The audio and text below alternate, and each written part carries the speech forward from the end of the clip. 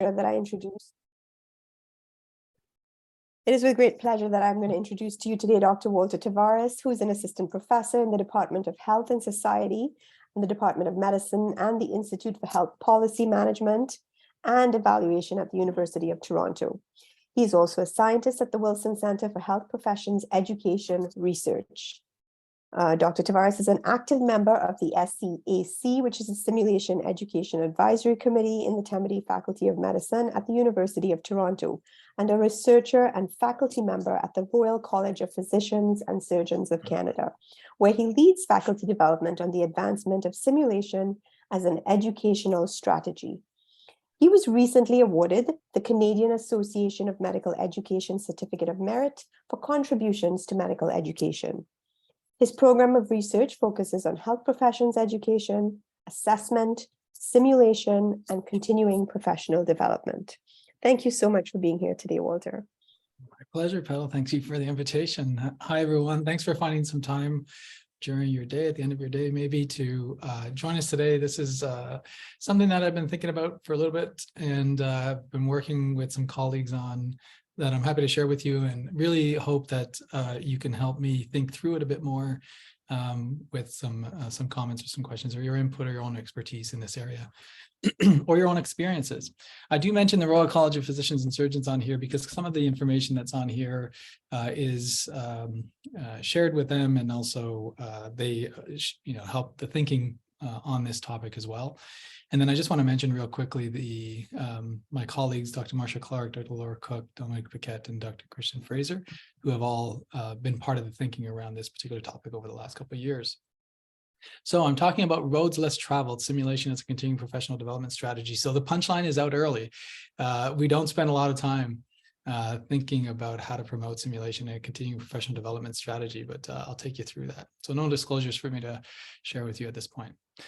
So recently I was given the opportunity, recently as in like just last weekend, I was given the opportunity to try out this Oculus Quest, and I'm not here to promote virtual reality or Oculus or anything like that, but just want to share this experience with you where they had this golf game, and I love playing golf. I'm not very good at it, but I tried it out, and I was incredibly surprised at how realistic it felt. The club felt realistic. That little stick that they've got there is appropriately weighted. It can measure the speed of the swing, even the direction of the swing. You could literally open and close the face of the golf club, and how you hit it, it responds whether you're going to hit left or right and all these things. And you can make small adjustments to play. So I played. It was terrible at first, and as I started to get a little bit better with it, I got a bit better. Never hitting a birdie, but my 10-year-old son hit a birdie. So it's, you got to wonder about how accurate this thing is, if he's better than I am. But anyway, so this is the view, and it was incredibly impressive. And here's the view from inside the Oculus Quest. Obviously still a bit animated, but very, very impressive, including the amount of light that was coming from the sun. And so it made me wonder about how good this is in helping my own golf game. Like, it was so, I felt so immersed in it. I wondered about how I could improve my golf game by playing by this simulation, by being part of this simulation. And so I looked into a little bit, I've done this before, looked in a little bit about golf pros and whether or not they do this. And sure enough, as you would imagine, there are golf pros who spend time in simulators to trying to tweak certain things. And I don't think it's as popular as it is in another sport, in F1, which I'll describe in just a second. But they definitely spend some time in simulators. And these are, again, pros who go in and work on their golf swing in a way that lets them tweak certain things, try different foot positions, hand positions, and so on, and see how it works. And these simulators have incredible tracking of their performance and feedback to the individual in order for them to improve. So, almost the definition of deliberate practice. And so that's in golf. And I wondered in golf, how often, how much do they actually rely on this, or is it really all doing out in the real world with in the golf courses? But then I looked at F1 racing. And those of you who are familiar with F1 will know it's one of the biggest. There's a big Netflix series on it now. It's getting a lot of attention.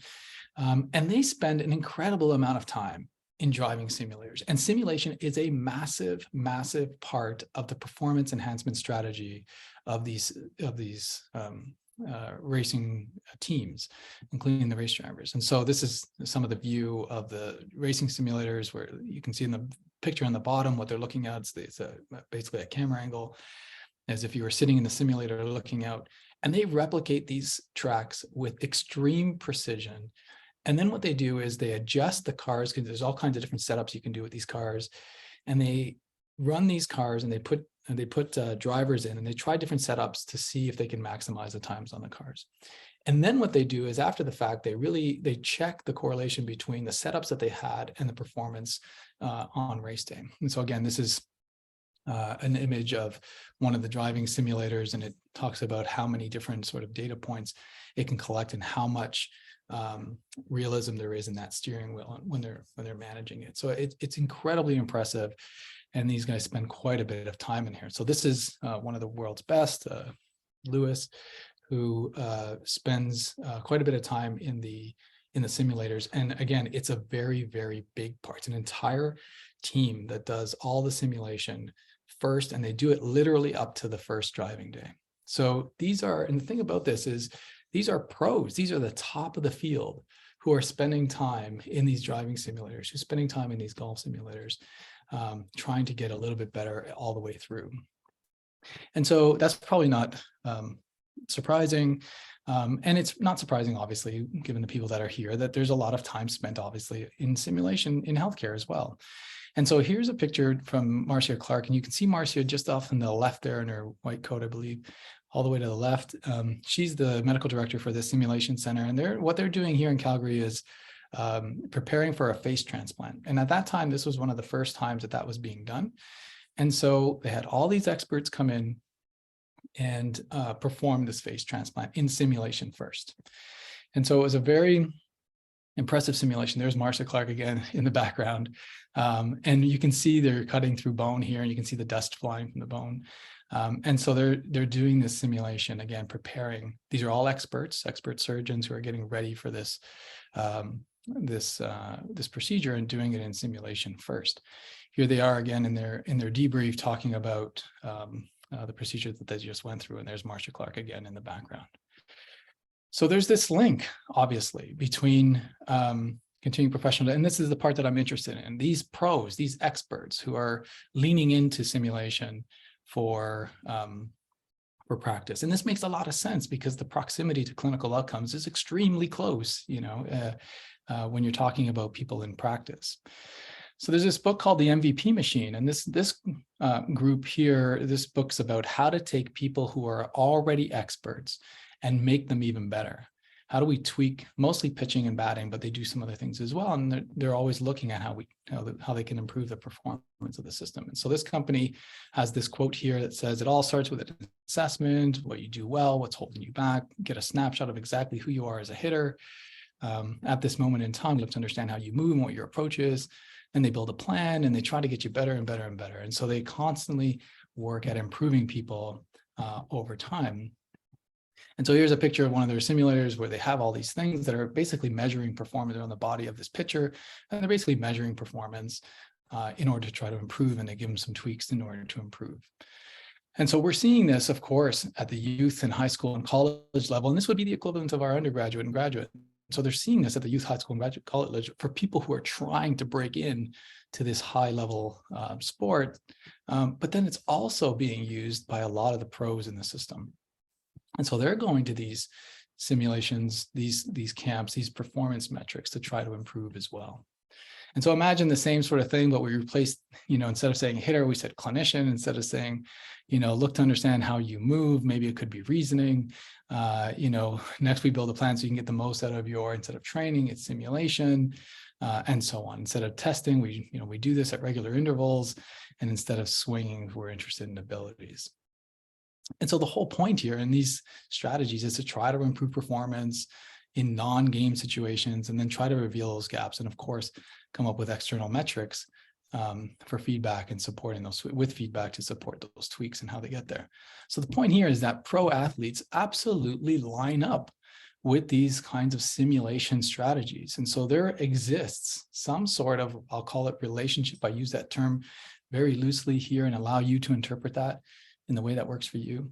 But there's a relationship with this company Driveline, and there's a relationship with the F1 simulation team, and there's a relationship with these golf simulators that get people to line up to these things, even at the pro level. And so from our perspective, it could easily be translated to say, well, look, we've got, this happens a lot. There's no debate that we think simulation is an effective educational strategy at the undergraduate and postgraduate level, but something happens once people are practicing clinicians, and I'm talking across health professions.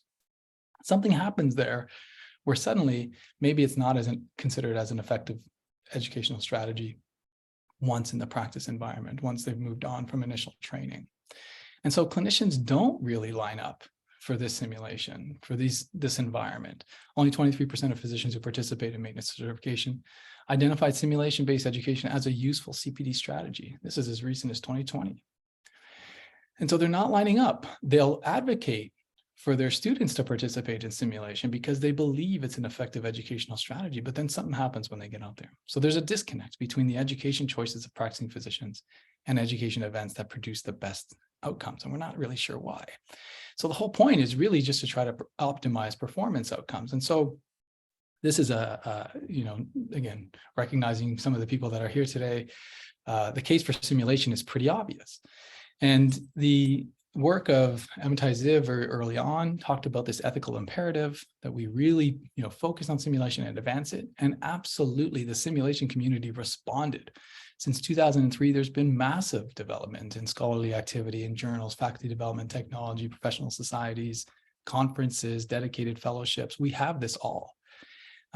There's been a massive response in trying to promote the use of simulation. And we absolutely have a pretty good understanding of its limitations too. So again, why aren't we seeing these lineups that we talked about earlier? So in terms of talking about the case for simulation at a CPD level, we know that practice and systems are increasingly complex for which simulation could be a solution for. We know that experience alone is not a surrogate for expertise, and so that some benefit could be gained from simulation opportunity. And that preparing for autonomy is not the same as preparing for changes in practice. And that requires a different kind of skill set. And that there are some areas of decline or absence of further development at least. And that's the contextual issue for sure. And so you've probably seen a diagram like this before, where the trainee at the point of moving from trainee to staff, from trainee to practicing health professional, there's several different trajectories someone can take. Ideally, we see trajectory A, where they can constantly get better. Some follow trajectory B, where they get good, but they're not constantly growing. Some just stay where they were, and some decline over time. And so there's, of course, some risk to health outcomes when that happens. And when we look at the use of simulation, which again, we would all agree is a very good educational strategy, we encourage our students to participate in. Simulations is a very low. People are not engaging in simulations as much as we would think or advocate, given our community. And so some people, of course, looked at this and said, look, there's this continuing professional development that once we get into the continuing professional development, there's some feeling that, they already know what they need to learn. And so that's maybe why they're not participating there, or they really just want credit for learning at work as opposed to doing some simulations, or they don't really want help identifying their gaps. And in 2020, O'Brien also looked at this and looked at simulation in particular and said, well, some people are using simulation in the last 5 years. They don't really, this idea of effectiveness as an educational strategy is a little bit lower once they get out into practice, and that the desire for simulation is lower than online learning for some reason. And so O'Brien commented that performance improvement activities ranked lowest despite being linked to improved patient outcomes. So again, the question is, well, why? What is it that we're not understanding or not really getting at? One of the other examples I like to use sometimes is this one from Atul Wande, which talked about coaching, and really, I would say at that time, popularized this idea of coaching in medical education. And he, as a practicing surgeon, said, look, I'm doing fine, I'm a good surgeon, things are going well, but I'm stagnating and I want to improve, I want to get a bit better. And so he has a number of educational choices he can make to do that work for him, to help him with that work of improvement. And what he advocates in this now very popular paper is this idea of coaching. He says, look, I'm going to use coaching to help me get better. And I won't talk about coaching very much, but his argument here is that, there's opportunities for observation, for judgment, for reflection, for guidance, but other things like repetition or access to low frequency cases or productive failures are obviously very limited when it's done in the practice environment and when just using coaches. And we know, again, this community, that there's an opportunity for to do that in simulation. So again, there's so many affordances associated with simulation, and yet clinicians are not lining up. So it doesn't seem to be an affordance issue. It seems to be something else, like some sort of relationship with simulation, but we don't really know why. And so that's what led to this study by, again, the colleagues that I mentioned earlier. And I apologize, I should have mentioned Michelle Chu as well, and Christopher Diet and Dorothy Long, who helped us through this work to try and explore this. We wanted to try to understand why, what the literature was telling us in terms of why people are engaging in simulation or not, as well as some other things, which I'll share with you in just a second. And so we were interested, again, in trying to understand this relationship. And so before I get to some of those motivations, one of the things we asked in a series of questions in this study and scoured the literature on this. And when we looked at the types of research questions or objectives of research involving simulation, continuing professional development, these are the kinds of things that came up. They said, look, what we want to study is how to improve practicing physician performance. We want to improve their competence or confidence or comfort. We want to explore the effectiveness of simulation programs. We want to assess physicians or practicing physicians, again, as part of needs analyses or to guide compliance. And these are kind of the most common things that we would see. And then when we looked about, the rationale for involving simulation as a continuing professional development strategy, the most common things that we would see in the literature is that there's a perceived or actual deficiencies in or complexity associated with clinical practice. So they said, well, because of these deficiencies or this complexity, we think simulation is a good solution. Or they would say, there's limited evidence regarding the educational effectiveness of CPD, simulation-based CPD. And so that's why we're doing the study. We want to demonstrate the effectiveness of simulation for CPD. And when we asked them, when we looked for literature regarding the rationale for why simulation was used for CPD activities, again, we saw things like, well, there's generic evidence of simulation effectiveness as a teaching self-assessment tool, so why wouldn't we use it? Or that simulation authenticity is a good reason why we should choose it. Like there's a degree of authenticity and realism with it, and so we think we should use it. Or that there's established routine or growing use of simulation as a teaching or assessing tool, almost like an expectation for a task or activity, and so that's why we're using simulation. So there, again, lots of good reasons. These are common reasons that we would see lots of people use. And then when we looked a little closer as to, how they're doing the simulation, they're doing really good things with it. A lot of the literature talks about most of this happening in labs, but also in situ, most of it using standardized patients or mannequin-based, debriefing and feedback and learning conversations. Those are all part of it. They're all doing wonderful things. But none of these studies were really trying to get at, none of those parts, at least, were giving us insight into, why physicians do or don't, or clinicians do or don't line up for simulation-based CPD. Now, there were some studies that did that, but only a few, really only 4, actually, that we could find that was really getting at this particular issue. And so some of the things that came up, as they talked about, are things you would probably expect and could have hypothesized at the beginning. There's fear of judgments. It's stressful and intimidating to be part of simulations. It's not relevant to practice. We don't want this to be mandatory. We don't want simulation to be mandatory. It's stressful, but that stress kind of goes away after the fact, but it's still stressful. It doesn't seem to have a clear effect on modality, or not a clear effect of modality. And limited exposure and anxiety. Limited exposure creates this anxiety or fear of assessment. These are all things that I think we all could have probably guessed and maybe even experienced ourselves, and can probably position ourselves in one of these things here. And so again, we know, if we know this stuff, we knew this kind of information, then, and certainly there have been people who have been trying to deal with this issue of fear and stress and this relevance to practice, and somehow we still haven't come over it. So, based on that evidence, can we claim any sort of victories? Can we say, yes, we're here, like we've got this figured out and we can, now move on?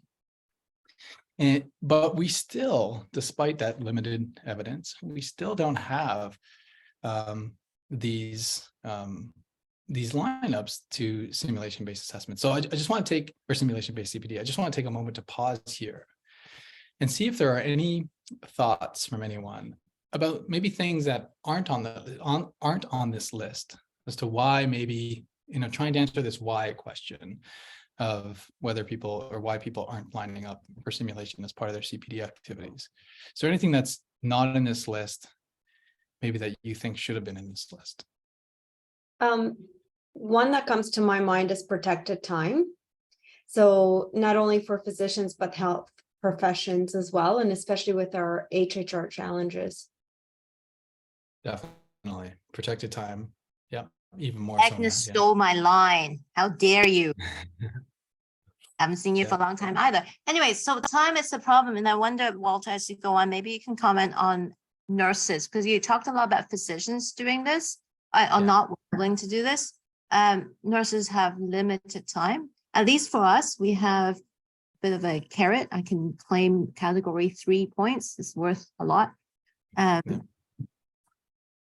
So I may have to do it. So maybe as you go on, you can talk a little bit about that. Yeah, this particular study, to put some boundaries on it, was only looking at physicians, but yes, we can talk a little bit about that too. Other thoughts, ideas? So this is probably not the happiest of thoughts, but I wonder if, how we know that confidence and competence don't always match up, especially in more like when they're not students anymore, but they're professionals. Like, I wonder if there's an error of just not recognizing the need for simulation the same way as they did when they were learners. Yeah, I think so. That sounds very reasonable to me. They're not seeing that fit anymore in the same way that they might have at one point. Maybe one more, other thoughts? Okay, no problem. I mean, I don't have the answers, and this is in part, what we need to work on. And one of the things that came out of this study was that we have a lot of work in these studies. There's a lot of scholarly activity, and I would say even evidence-based, but it's a lot of scholarly activity around developmental strategies, how we develop simulations, even comparing effectiveness of simulations. There's a lot of work going on about this simulation being as good as this one or better than this one for this particular activity and so on. We are doing a ton of work on promoting the effectiveness, almost with the assumption that if we just say to people, look how effective this strategy is, people will use it. That doesn't seem to be doing it, because there's lots of work going on there. The links to maintenance and certification are there. Elaine just brought that up as well. For assessment, there's lots of work going on there. Improving quality of systems. The argument to say that simulation is a good way of improving quality of systems is there. This is tons of scholarly activity, lots and lots of work going on. Lots about clinician perspectives and even uses in CPD. And there's a lot of conversation happening this way. So this is the road most traveled, it seems.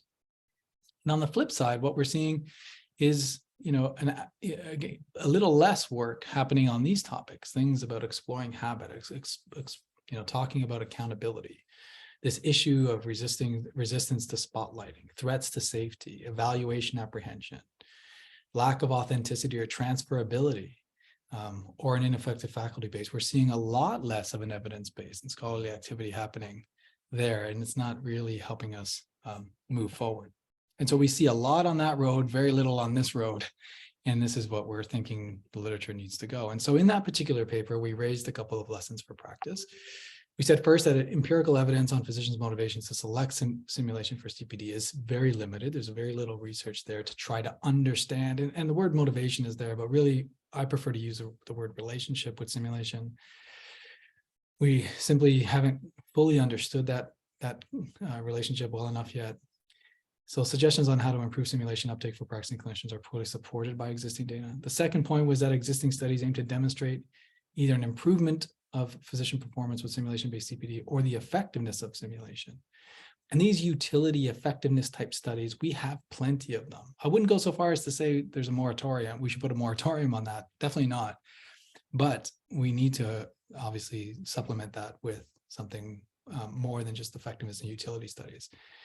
And then simulation educators and CPD providers would both benefit from programs of research that explore individual, social, educational, institutional, and contextual factors that shape physicians' choices of whether or not to engage in simulation-based CPD. Elaine, I see your question, your hand. I was wondering, this is not new. I live it.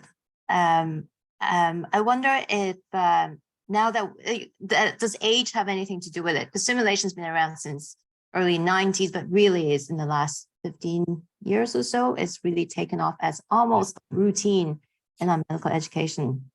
So is it once we graduate, then we don't see the need, and so we become like them?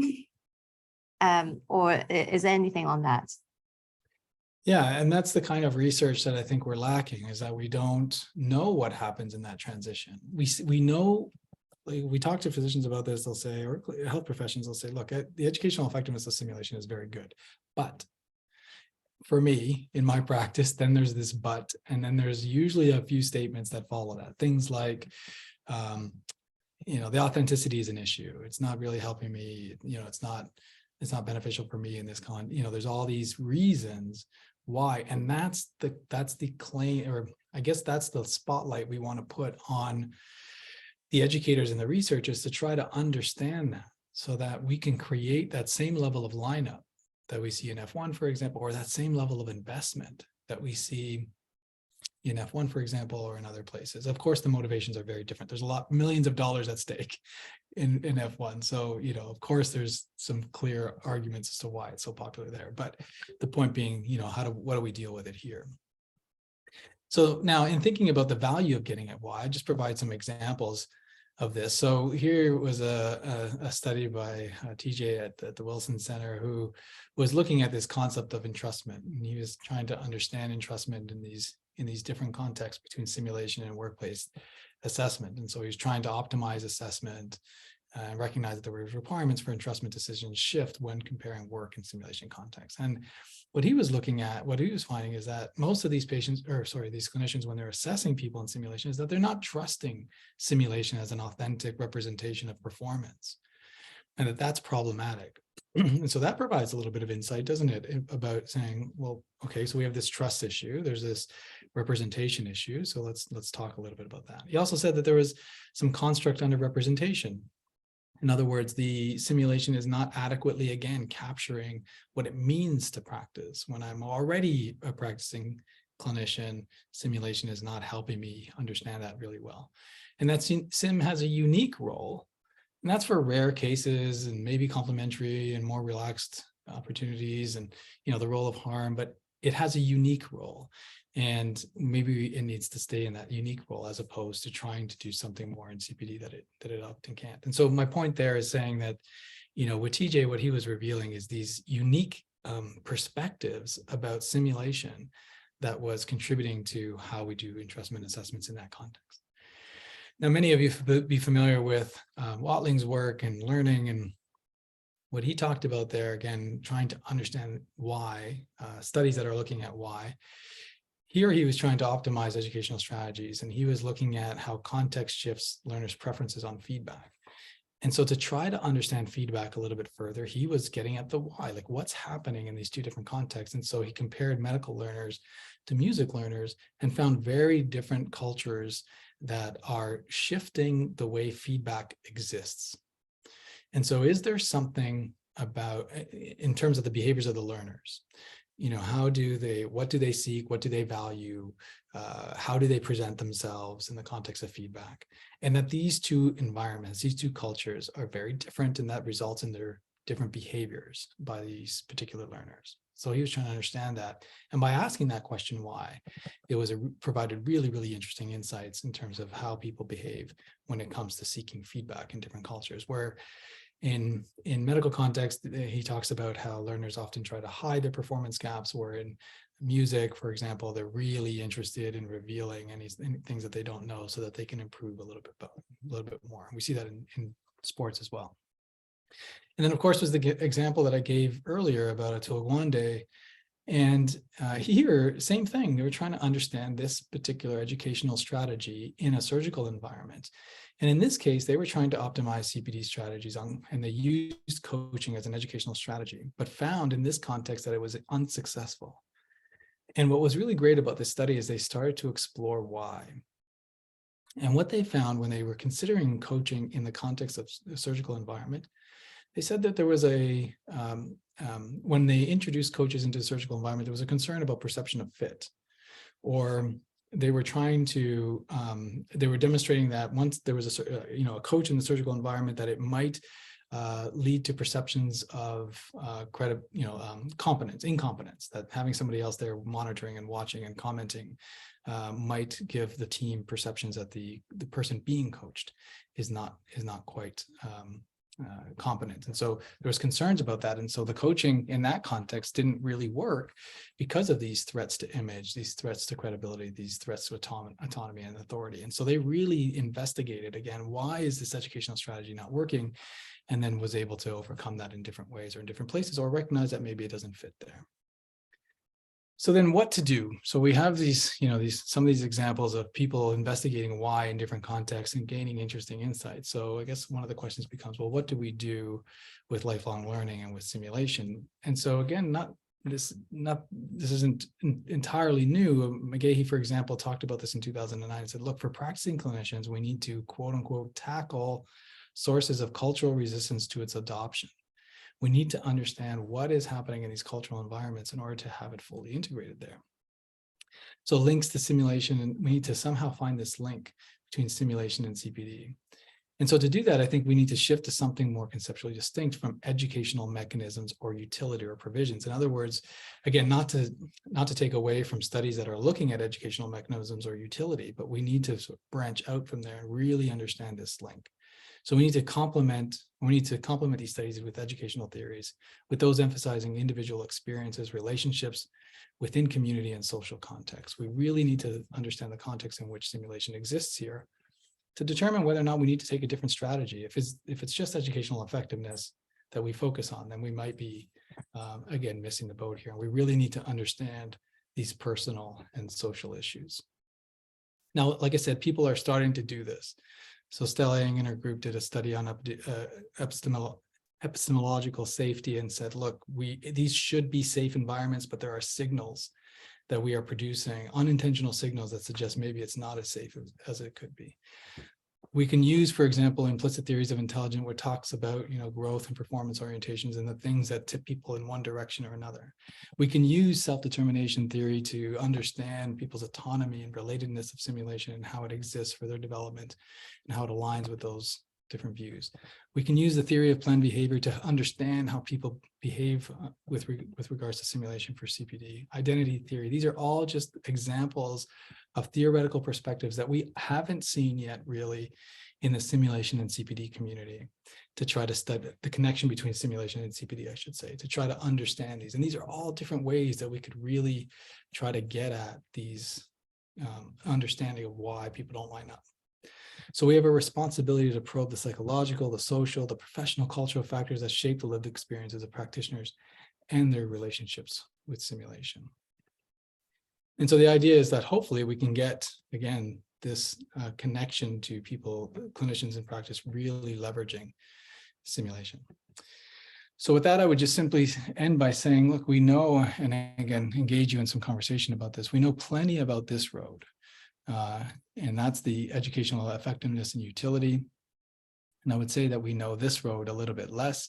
And the idea is that we need this new, I would argue that this is a renewed, I guess you could say, ethical imperative about understanding whether and why simulation can be successfully integrated into CPD, so that we can have benefits at this level, and so that clinicians do line up for simulation. And so that someday, instead of having the MVP machine, we have the CPD machine. Again, I'm not trying to plug virtual reality, although it seems like I might be. I'm not, but we have the CPD machine, and instead of asking how baseball's new nonconformists are using data to build better players, we start to ask how simulation's new nonconformists are broadening their theoretical lenses to build better health outcomes. And with that, I'll thank you for your time and hopefully engage you in some conversation about this.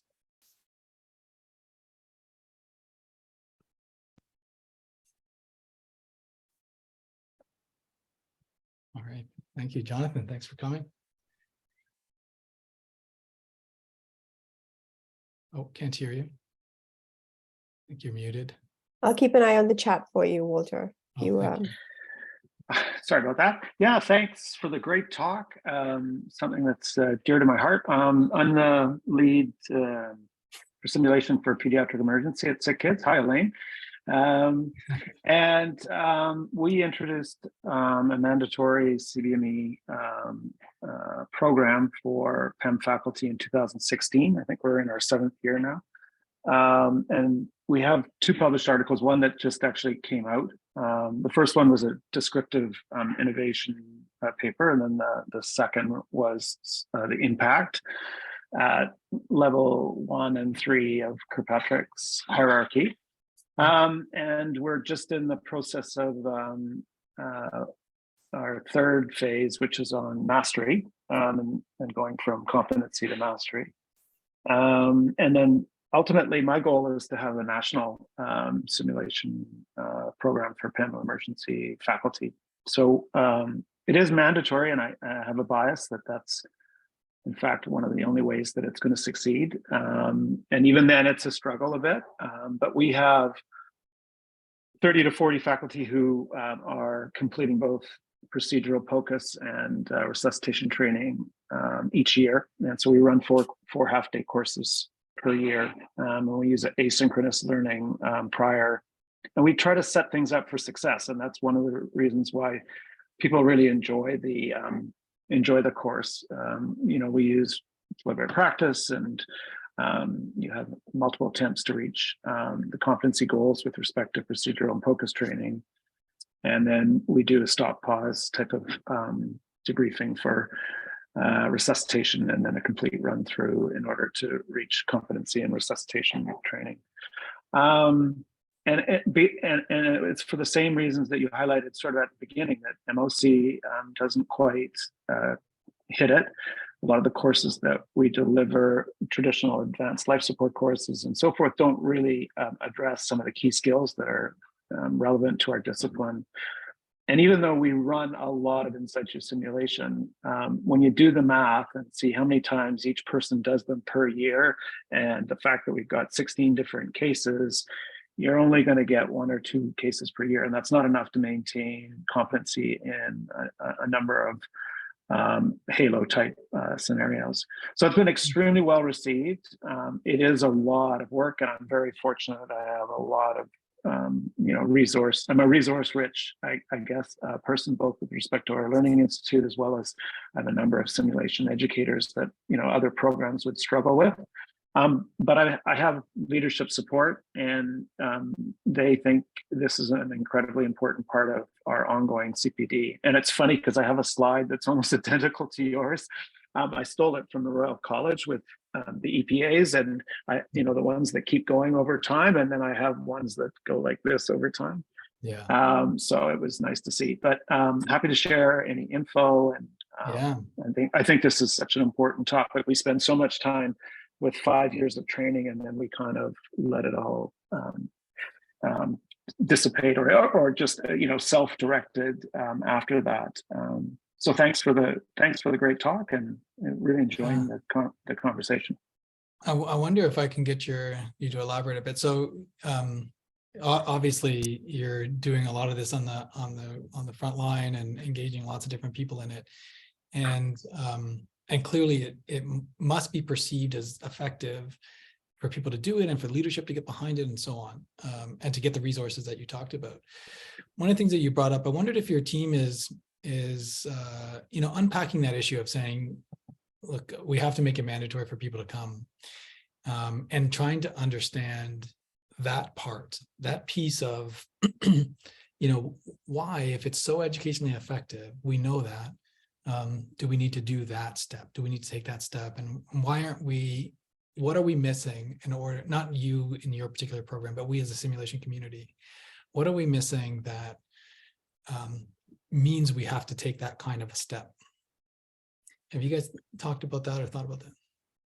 Well, I think your slide highlighted it, and you know, some people chimed in about time, and then there's resources, but there is a certain amount of anxiety around it. But again, we try to mitigate that as best we can with the asynchronous learning. We have checklists with all the competencies very laid out, and you know, we try to optimize for success. But it's still, you know, we're still chasing people and saying, look, this is your time, and you know, we haven't heard, you haven't answered your Outlook invite. And so we do struggle with it. So I think even though the feedback we get is like amazing, and it is a really great learning environment to actually work with your colleagues, because you know, it's all our you know, experts in certain areas. So you know, you're gonna get a trauma case, and you're gonna be working with the trauma experts, but you're working with each other, and so it's a great learning environment, and they come out of it saying it's great, and we hit high level things, but it's still, there is still that kind of resistance, and there's a certain amount of, there obviously a large group that when they get told it's their turn, they sign up, they're happy, but there's still 50% where you're kind of pulling them and you're dragging them, and they're fine once they get there, and they love it, but it's there is all those issues that you had on that slide, and I think you know, the carrot is not big enough. Like MOC credit 3 is just, it's not enough. It's not enough to take a whole afternoon off, plus the time you spend prepping to do that. So I don't know. You know, there are probably ways you could try to get to the why. But I mean, for me, the mandatory component was key, and even then, you know, there are that bottom 10-15% where you're still struggling. But I think with time, to your point about the older and the younger faculty, the people who are graduating now are so used to sim, like it's just part, it's like their stethoscope, it's just part of what they do. So I find that they're keen, but even our older faculty, they really get a lot out of it. I've got a couple of them where they go, when's our next session? Like, I got to sign up, you know, like they're keen. So it can be done, but you need leadership support. And I am biased. I do think you need a sort of a mandatory component.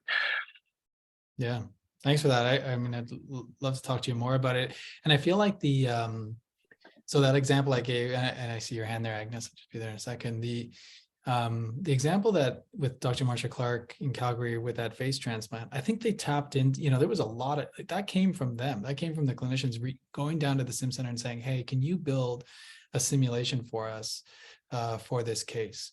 And they tapped into something there. They tapped into either a nervousness, an uncertainty, and you know, concern over readiness, you know, whatever it is, a strategy, the need to build a strategy and seeing.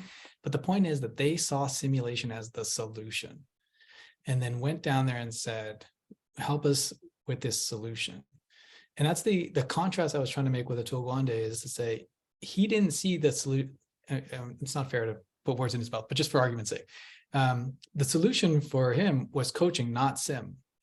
And, you know, it's how do we get people, what do we have to do in order for people, for simulation to be seen as a solution to what?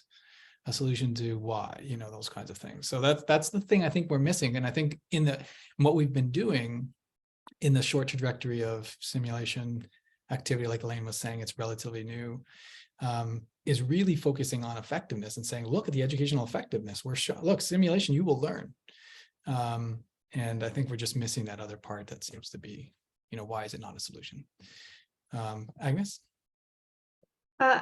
I'm just reflecting on your comments earlier on about the comparison to professional athletes and why they line up. And maybe, and I don't know the answers, but maybe one speculative thought is that professional athletes, first of all, have protected time for this. And they're paid to do this. Physicians are not. So that means you're taking time out of your clinic, away from your patients. And as far as I know, physicians are not paid to go into the simulation center. I think if they were equally, then we might see more of an uptake from that perspective. And the other piece is that the intrinsic motivators might be a little bit different, because for professional athletes, they are going into the simulations to be better.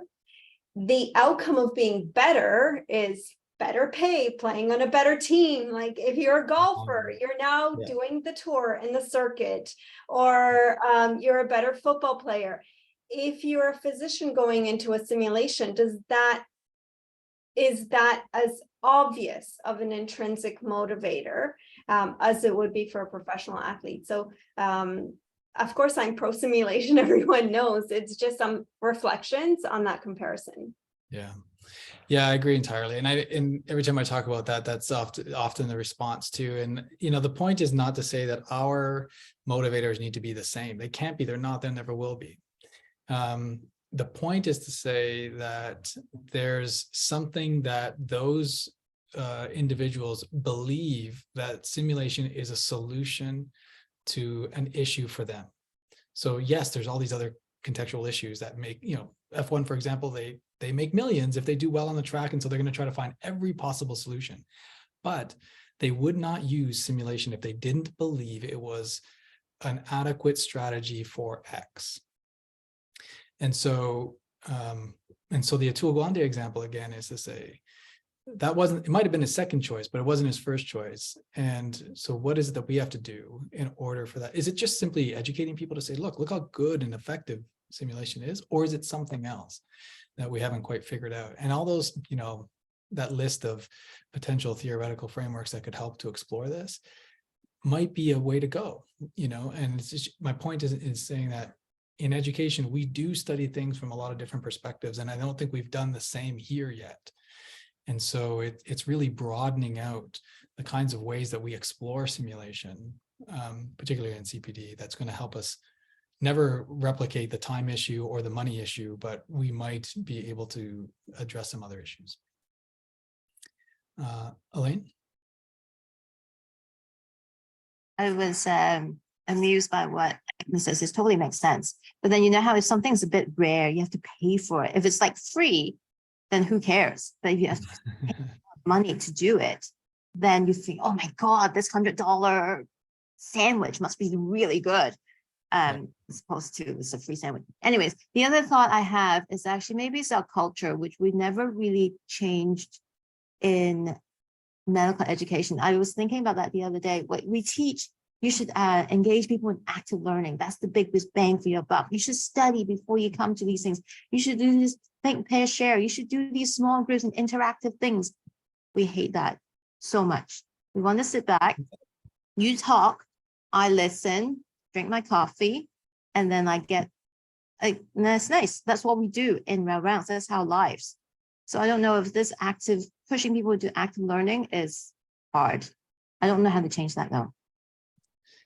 Yeah, I agree with you. And that's a very honest, reflection of the status quo. I think that there's lots of people that would agree with what you just said. And so, it's trying to figure out what problem is simulation a solution for, and who cares, So to give you an example, in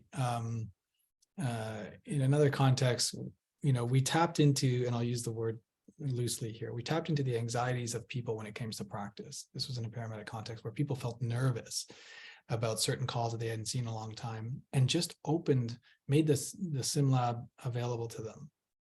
Not mandatory, not part of any certification requirements, not even registered. In other words, it wasn't tracked, it's not reported back to their employer. There is no extrinsic, quote unquote, motivation for them to be there. And yet that opportunity, we did create a degree of lineups. Now, the lineups only came from, let's say, a third of the people in the system, maybe less, but they kept coming back, and they had found simulation to be a solution to their nervousness about, certain patient interactions that they could potentially encounter. And simulation was a solution for them. And so it's kind of that subtlety of getting at that kind of thing that I think we need to broaden. That's, that many of us need to explore. Petal? I just wanted to reflect like Agnes and sort of randomly tie in some points that Jonathan raised. You know, he talks about this mandatory piece, needing to have that infrastructure, that support from leadership. It's a toy for the rich. We need to have, you know, tons of resources. And so from the psychiatric perspective, I'm at KMH, Jonathan. Nice to meet you. Thanks for coming today. And it's the same thing, the leadership, they're on board, right? They've drank the Kool-Aid and they're like, what do you need? And then the physicians, they came to us and said, you know, we're psychiatrists, we don't know how to do code blues, we're nervous on call. And so we're going to design a simulation to run them through. But we know we're going to have to make it mandatory because otherwise nobody's going to make the time to come down and do it. And they'll get the MOC credits as, you know, dangling that bait. But I don't know if it'll be enough. We'll see what that turnout is like. We'll see if we can really get everyone on board. But I have two thoughts with regard to that. One is people are hungry to network. Why do some conferences sell out? Because we want to hang out with our colleagues. We want to learn, you know, have a drink, do something interesting, be in a new setting. So if we could somehow make that time in the Sim Center also feel cohesive and fun, maybe then people will want to come down. Walter, you've hung out with me at the Sim Center. You know, we could make it fun. They let us eat. Yes. So that's one idea. The other thing I like that Jonathan said about the difference in generations. So these younger folk coming up, their brains are wired to play on iPads, you know, to do things in a certain way. And so my hope is that we'll see that culture shift just because they're more technologically aware and savvy. And I'm optimistic that we'll be able to convince them. And in that regard, in my role as program director, I'm trying to push for a simulation day, because if you could get them regularly playing, like you said in your talk, Walter, I love that, then that could translate to become a cultural idea that even when I become staff, I want to have a sim day. So I think these are some just general ideas that popped up when Jonathan was talking about his work.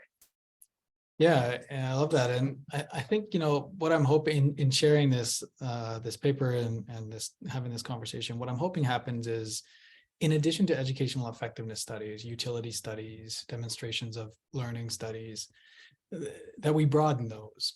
And it doesn't have to be research all the time. It could just be program evaluation. It could just be, you know, even, you know, talking to your colleagues, whatever it is, something that helps us understand this issue, this relationship that they have. And by gathering that, we'll be able to target research questions to say, look, okay, so, you know, we're hearing that this is the problem. Let's figure out how to solve that. And instead of, or in addition to, educational effectiveness studies. Like I said, I wouldn't go so far to say that there should be a moratorium on that. Absolutely not. But I would love to see more of this exploration of, you know, how is it a solution? What is it a solution to you? And if so, when and why? And if it's not a solution to you, when and why? So that we can try to understand that as a simulation and CPD community to try to overcome those things, because we as educators know that it is a solution. We just we're missing something, it feels like, in order for that to be, again, to create those quote unquote lineups that I was talking about.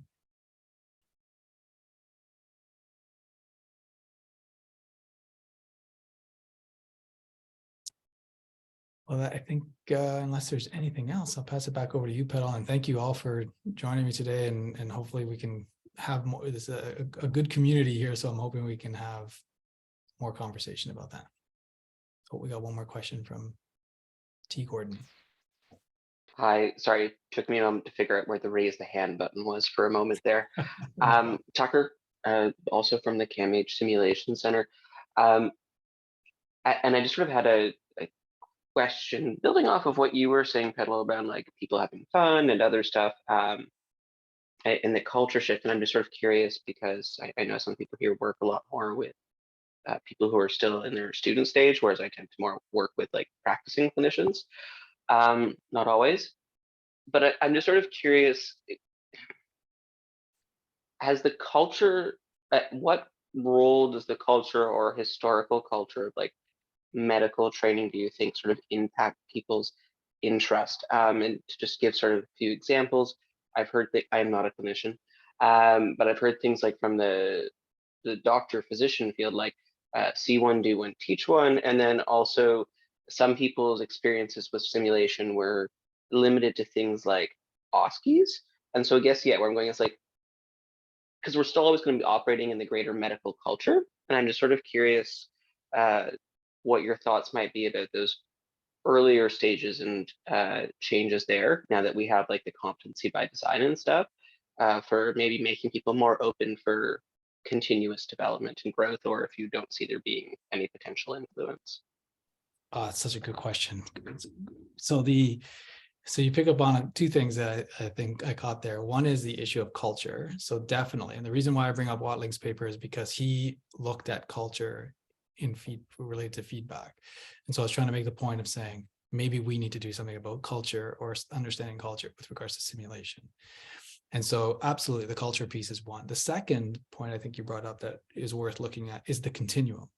So it's true, people are in undergraduate and postgraduate medical education will spend time in simulation, and they'll have experiences with simulation. And those experiences will then come with them or go with them into the CPD world, in the CPD times of their lives, the majority of their lives.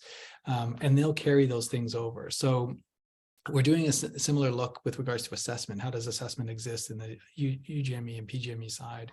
How does that translate into the CPD side in terms of their views about assessment? Same thing here. It's like, well, what is there about simulation? What happens in those two phases of their training lives that carries over or doesn't into the CPD side, and exploring that a little bit differently. So I think those two things of understanding the continuum and the culture would go a long way if we were to study that kind of thing. Thank you. Yeah, thanks. So Walter, you generated discussion right down to the very end. That's how exciting your topic is. And I'm so grateful for your time today. I'm just going to share my screen and show you the next SimCity rounds will be on April 20th from 12 to 1. And it's going to be Dr. Jabeen Fayez. She's a pediatric emergency medicine specialist, and she'll be talking about the cultural sensitivity for Pakistani physicians and faculty. She was exploring that by implementing synchronous distance simulation. So look forward to seeing all of you on April 20th, and have a great evening. Thanks again, Walter. Awesome. Thank you, everyone. Bye. Thanks for coming. Good seeing you.